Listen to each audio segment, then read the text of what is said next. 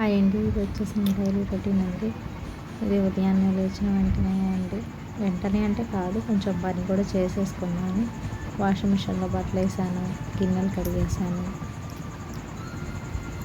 ఇంకా పనులు ఉన్నాయండి. ఎందుకంటే డ్యూటీకి వెళ్ళాలి కదా, చాలా పని అయితే ఉంది. ఎప్పుడు వ్లాగ్ చేద్దామన్నా కుదరట్లేదండి. ఈసారి అయితే ఫుల్ వ్లాగ్ పెట్టడానికే ప్రయత్నిస్తాను. ఎందుకంటే ఇక్కడ మా పాపతో ఆడుకుంటున్నాను. బాబు పాలు ఇచ్చేసి ఆ తర్వాత బాబుకి పాలు పిండి ఇస్తాను. బట్టలు పిండేసి కూడా ఆరేసాను, అయిపోయింది. పిండి ఒక డబ్బాకి ఇస్తాను. మా వారైతే రెడీ అయిపోయారు. ఆయన ఎస్బీఐలో ఇన్సూరెన్స్ ఏజెంట్గా జాయిన్ అయ్యారు.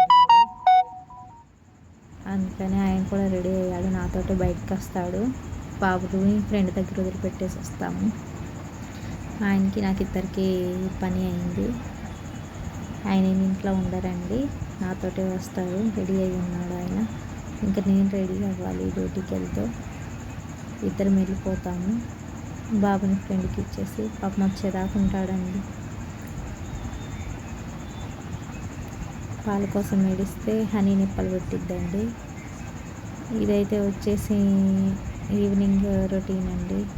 ఈవినింగ్ టైం నేను మా ఆయన అయితే మమ్మల్ని వదిలిపెట్టేసి సెంటర్కి వెళ్ళాడు. చాలాసేపు అయింది వెళ్ళి. ఇంకేం చేయాలో తెలియలేదు, మేము ఇద్దరం ఆడుకుంటున్నాము. బాబు నేను అట్లా ఉంటుంది. చాలాసేపటి దాకా రాడండి ఈవినింగ్ టైం అయితే.